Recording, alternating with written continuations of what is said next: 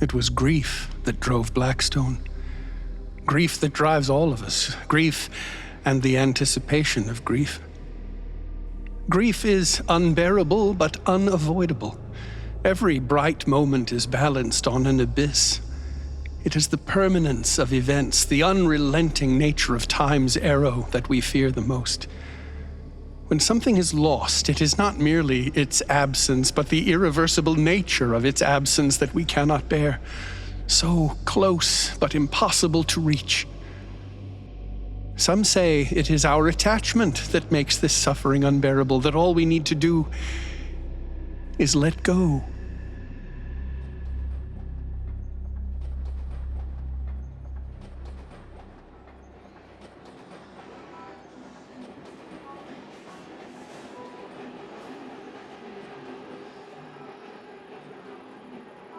He was here. He was really here. Oh, no, that's impossible. We would have seen him. How could he be on the tape if he wasn't here? I don't know. I could construct some sort of scenario, but we all know he wasn't on the radio or something. Nothing about this fucking case makes any sense. What is he, a fucking ghost? He is not a fucking ghost. Come on, guys, please. So was he telling the truth? Is Donovan dead? Fuck. Maybe? It's possible. I can't take this. What are we up against here? Who are these people? What do they want? Why would they kill Donovan? What the fuck is going on?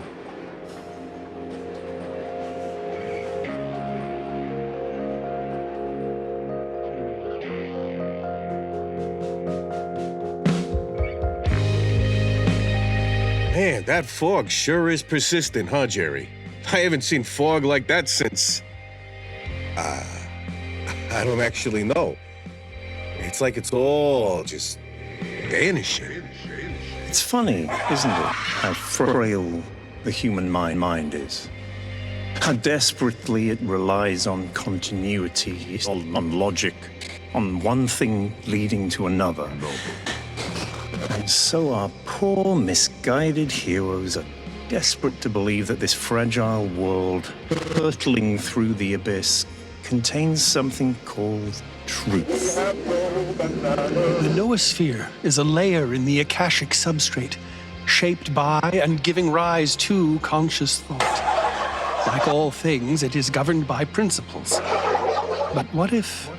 You know, my daddy used to say on days like today, the dead who were lost to the waters would come floating up to the surface. If you stand by the river, you can see them floating on by, looking for a way home. But they can't go home, Jerry. They can never go home.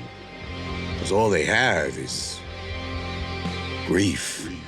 And yet, even when they catch a glimpse of what's underneath this construct, this thin layer of narrative they call reality, and even when what they see burns them, they cannot stop looking for more, like moths drawn to a flame.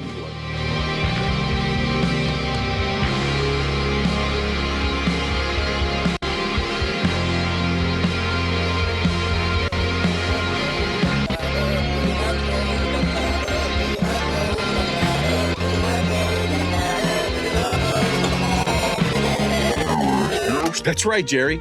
Today's show is sponsored by our good friends at Estatmata. Is the anxiety of the modern world getting to you? Are you tired, stressed, unhappy? Are you having trouble performing at work? Many of us feel this way, but you don't have to be ashamed. Suffering is a natural part of existence. You know, Jerry, understanding that really changed my life. It just doesn't add up. I've had shitty cases before, okay? Like, I'm not an amateur, but everything about this is just insane. We have to pull ourselves together. We're panicking, and I don't think we can afford to. Reason is still our best weapon. But you have to acknowledge that something's happening here. Something beyond the ordinary.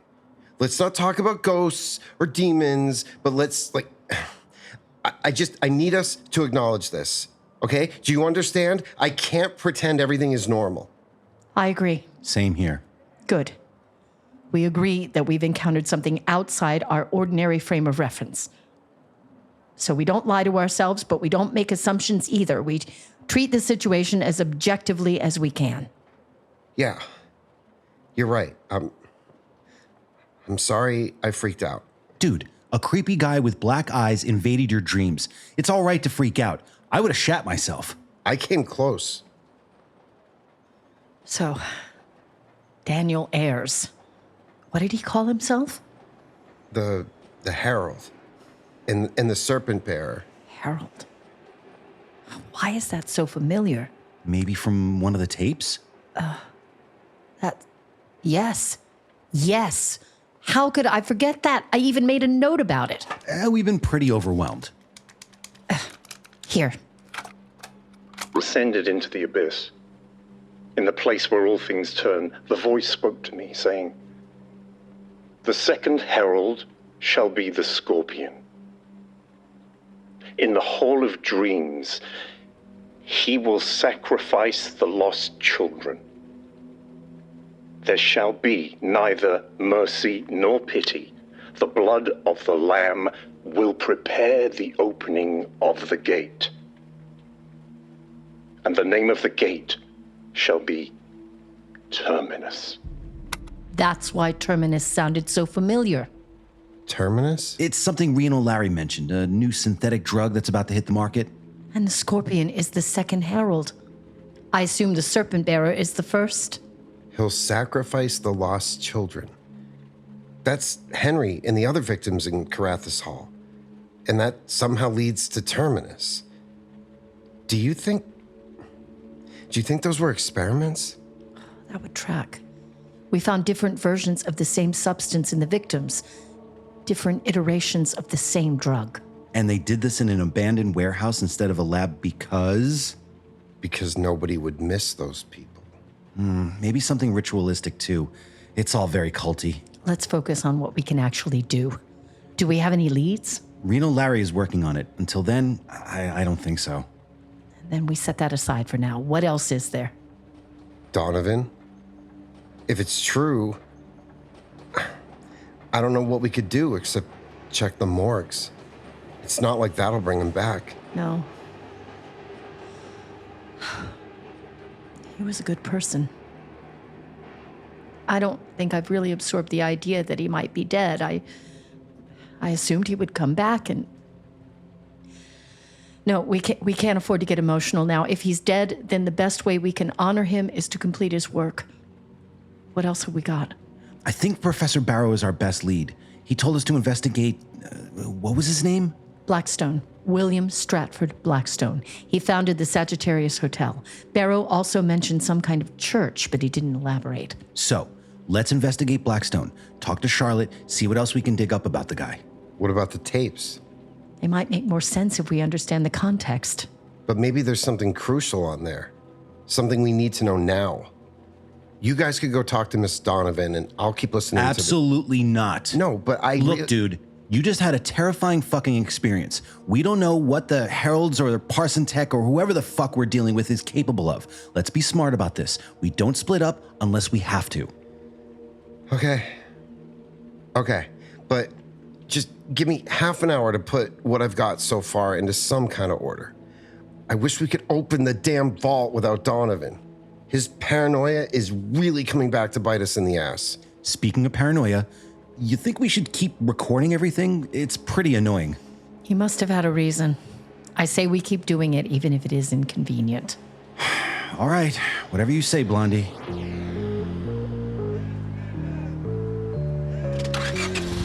We're on our way to the Sagittarius Hotel to speak to Charlotte Donovan about the founder of the hotel, William Stratford Blackstone. Shit, another protest.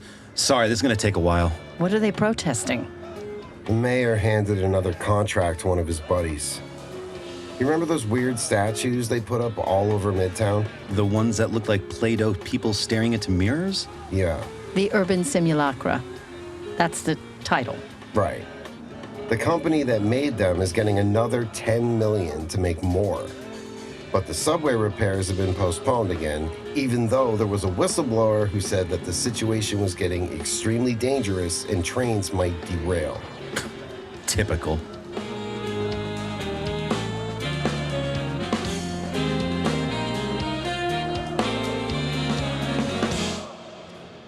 he's dead, isn't he? My idiot ex-husband. What makes you say that? I got this in the mail. Take it. I suspect it's for you. Is this the key to the vault? I'm afraid I don't know. Was there anything else? No. Franklin and his mysterious ways. So what makes you suspect he's dead? I don't know. But this is just the sort of thing he would do. A mysterious letter in the event of his death. Or not even a letter, just an envelope with a key. And I know it's absurdly sentimental. But I think I just know. I could never quite let go of that bloody man. We're really sorry. Thank you, dear. But I suppose you hear about a case, aren't you? We need to know more about Mr. Blackstone. Oh? We think that something we're investigating is linked to him. He's not a suspect, is he? Because he's been dead for years. No, we were just told that something started with him in some sort of church. Oh. Well, I suppose that's possible. There were a lot of young people who were fascinated with all this spiritualist business. They saw him as something of a pioneer. Do you know what exactly he was doing? As I understand it, he hoped to find a way of reaching out to the other side. To find a world beyond our own. But he wouldn't talk about it. And he burned most of his papers. Most? Yes. When he died, he left me a box full of notes and gizmos and other things that he couldn't entirely bring himself to destroy. He asked me not to share them with anyone, unless science developed a greater understanding of the beyond.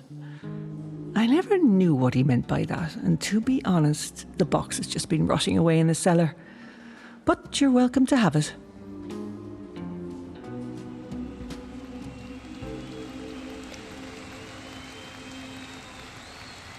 Brothers and sisters, we all know that this world is a place of deep and abiding sorrow, a vale of tears. God makes the sun rise on the evil just as much as he does on the good. He sends his rains on the just and the unjust alike. This is a hard truth for those of us who believe in the gospel of love. Where then may that great love of which Christ spoke so eloquently be found? If it is not in the sun and the clouds, in the heights of the mountains or the depths of the sea, where should we go looking for it?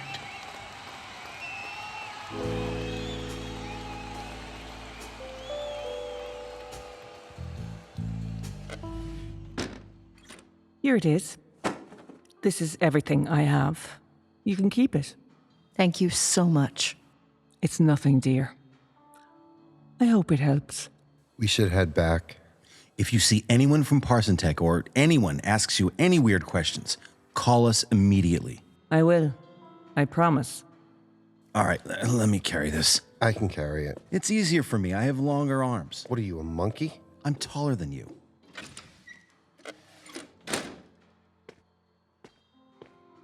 Bye. You know, dear, you know what I really regret? Just a bit of advice. What? We didn't fuck enough. There's a lot of problems that can be solved with a good fuck. Oh, don't be embarrassed. Fucking is part of being human, and I can see you're interested in him. It's a lonely world, dear. If you find love, hold on to it as hard as you can. And don't forget to fuck. What did Charlotte say to you? Just girl talk. You really need to get some proper sleep. I'm not sure I'll ever sleep again. Blondie's right. We're all running pretty ragged. We need food and fresh clothes. Yeah, this smells. Well, we shouldn't split up. My apartment's on the way. I could just run out, grab some fresh clothes, then we can get something to eat while we go through these files. Okay. I turn left here? Yeah. Just watch out when you're passing the pharmacy. There's a massive hole in the road.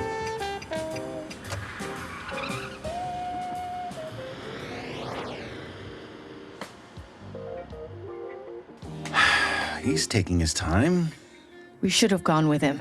He said it was messy. You know how he is. What do you think messy means for him? Probably like a single dirty cup. Or a fork that's a little damp. If he saw my place, he'd probably spontaneously combust. I'd like to see your place. Sure.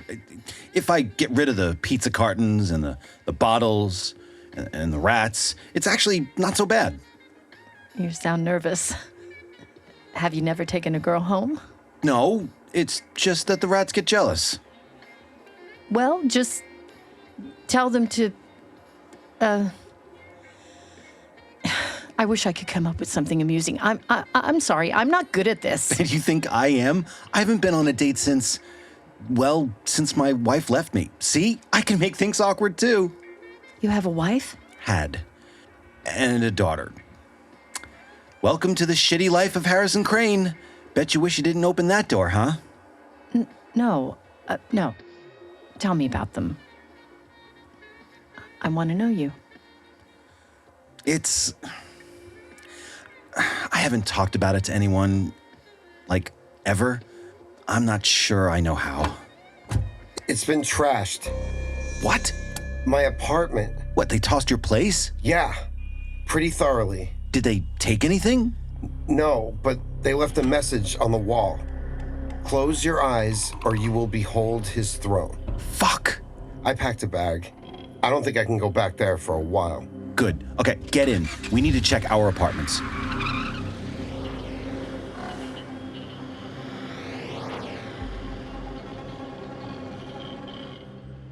Same. They even smashed her paintings. Same message, too. Culty fucking bullshit. I don't think any of us should go home until this is over. We need to stick together somewhere safe. The murder dungeon is still our best bet, I think, despite Ben's experience. Are you sure? Have you seen how thick that door is? How many locks there are? The windows are bulletproof glass. I didn't notice that. It's also run down. It is, but it's also built like a fortress. Plus, the vault's there. And there's a shower. Wait, there's a shower? Yeah. What did you think the metal door in the kitchen was? Pantry? So, we bring all our stuff there and what? Live in the murder dungeon while we work on the case? Like a sleepover?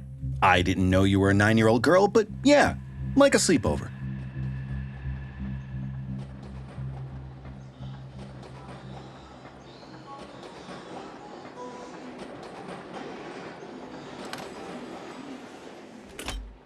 Home sweet home. You're right. These doors look crappy on the outside, but this is like a bomb shelter. I'm starting to think Donovan might have picked this place on purpose. I'm calling dibs on the green couch. You already drooled on the other two. I'm starving. Do you think Mario's delivers? Now that's an idea. Do they have garlic bread? Bread? Honey, they have garlic focaccia.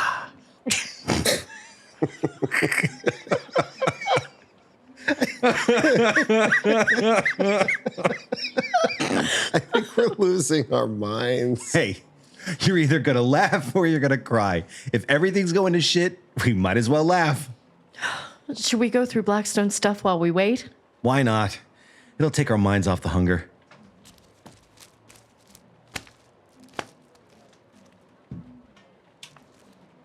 Okay, there's some really weird shit in here. Look at this cylinder. Is that for a phonograph? I think it's for this thing. But I don't think this is a regular phonograph. Look at all these buttons and levers. Do you think this might be the manual? It's marked Spirit Phonography. Yeah, but what the hell are those letters? That's either the world's worst handwriting or a language I've never seen before. I think it's shorthand. Check the shelf next to the coffee machine. You want coffee? No, that's where Donovan kept his books on encryption.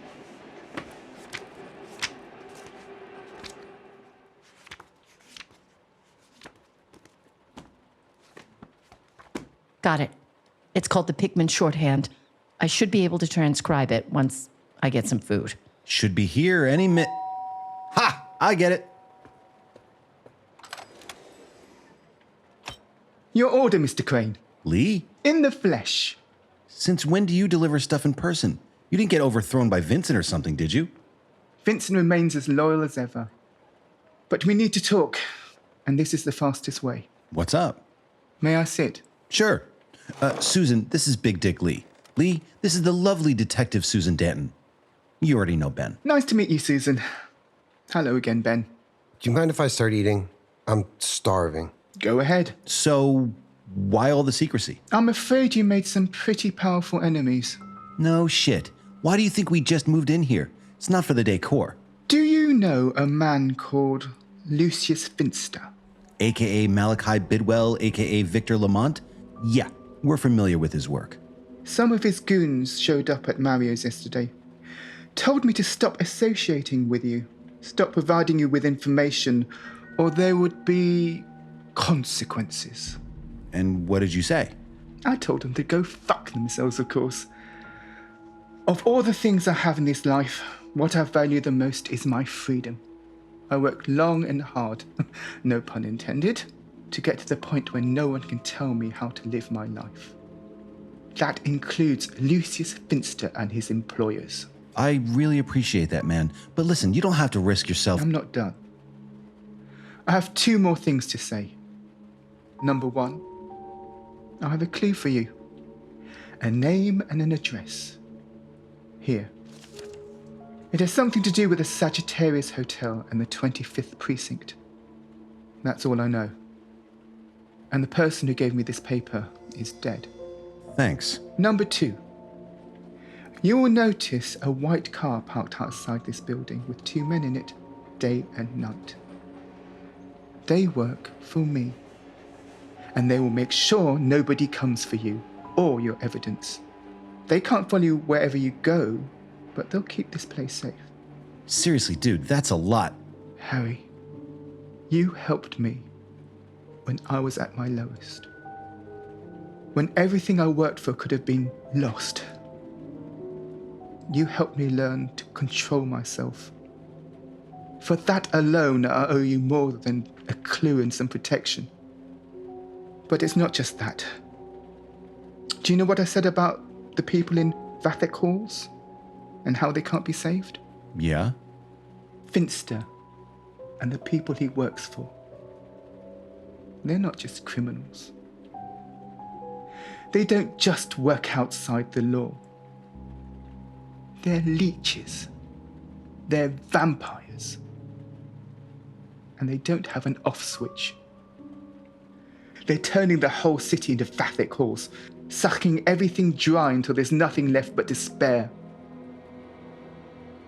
I don't want to live in the world they're creating, Harry.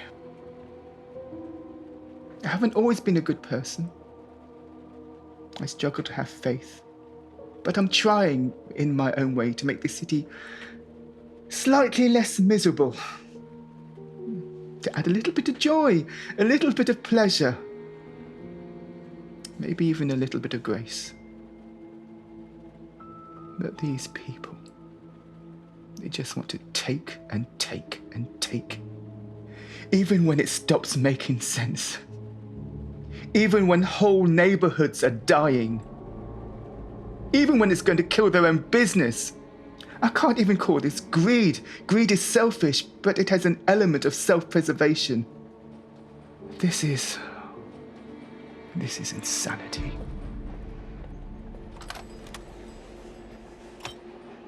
Well, that was amazing. Just when I thought we were completely fucked, Big Dick Lee saves the day. He's a very impressive man. Yeah, I guess. Seriously, what did you do for this guy? He loves you.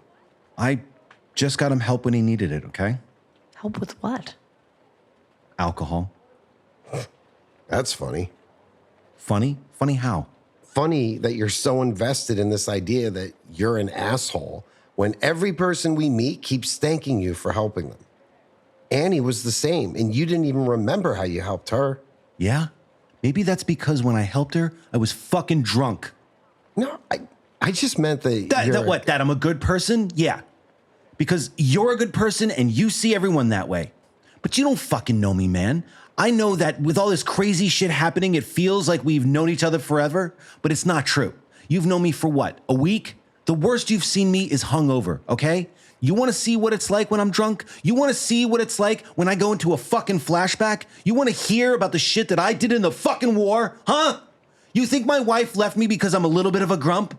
You think she took my daughter because daddy couldn't see that he's a good person at heart? Fuck you, man. Fuck you and fuck your goody two-shoes fucking bullshit. Harry. Blondie, you're fucking great and I fucking love you, but I'm not the person you think I am, okay? I'm a piece of fucking shit and you deserve so much better. I don't Just let me be, okay? Let me be. What just happened?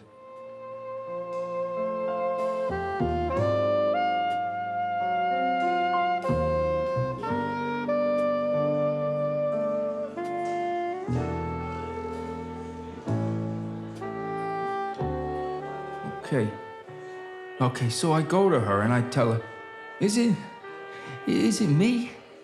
Is that why you're fucking fat, Bobby? Did I do something? And she's like, yeah, Jim, it's you. 'Cause you smell like anchovies.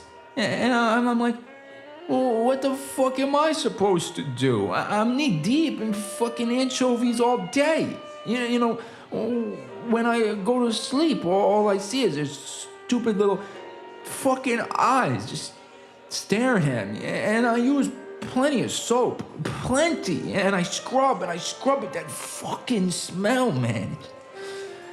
It won't go away. And sometimes I think, even if I get another job, the shit's in my pores, man. It's in my bones. And I'm gonna smell like a fucking fish till the day I die. And you know what? When I close my eyes and everything goes dark for the last time, you know what I'm gonna see? Thousands of tiny, stupid fucking eyes. And then I'll know that it was all a dream. And I was a fucking anchovy all along.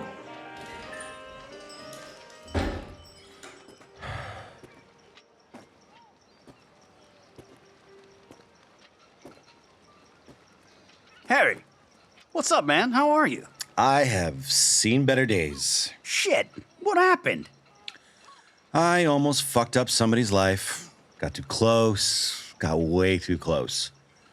She doesn't deserve my shit. Bitches, huh? That's right, Larry. Bitches. I mean, I love them. God help me, but I really love them. I was born for pussy, you know? But they can break your heart. You are a fountain of wisdom, Larry. Hey, this'll cheer you up. I got you a lead. Yeah? Yeah, that Terminus stuff, it's hitting the market. They're selling it out of the old grain terminal. I got a sample. Really? Yeah, here it is. Little purple pill, look at that. They say it'll open up a whole new dimension in your mind. Interesting. Yeah, must be quite the trip. Well, guess there's only one way to find out. Dude, what the hell? Grief is what drives us. Grief and the anticipation of grief. But if attachment is the root of grief, what becomes of those without attachment? What becomes of those who let go? Do their souls float away into the darkness, content with their fate? Do they rise into the sky, gradually losing sight of the concerns of the mortal world? And when they get far out there, far beyond grief and pain and anger, to the cold, distant places where everything is silent and all you can do is observe the glittering stars, what do they find there, waiting for them? Somewhere in Dream, tall, deserted buildings crowd along a deep, black, narrow channel, and feeble moonlight sheds a spectral glow over long rows of windows, dark and dead. There are no footfalls, and the one soft sound is of the oily water as it glides under stone bridges and along the sides of its deep flume to some vague ocean beyond. None lives to tell when that stream washed away its dream-lost region, from the world of clay.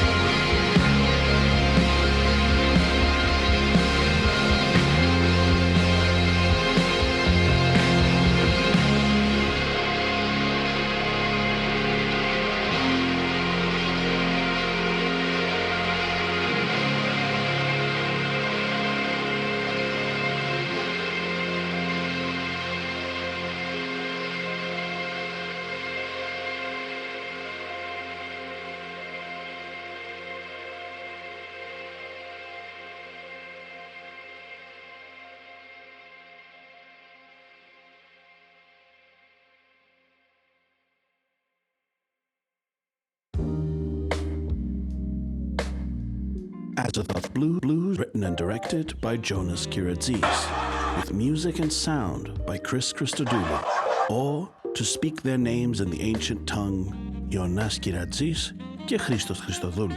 It stars Adam Green, Joe Lynch, Kacey Camp, Sean Branney, and Peter Wingfield. For more information, as well as a complete cast list, check out the show notes or the official website at AZATHOTH.com.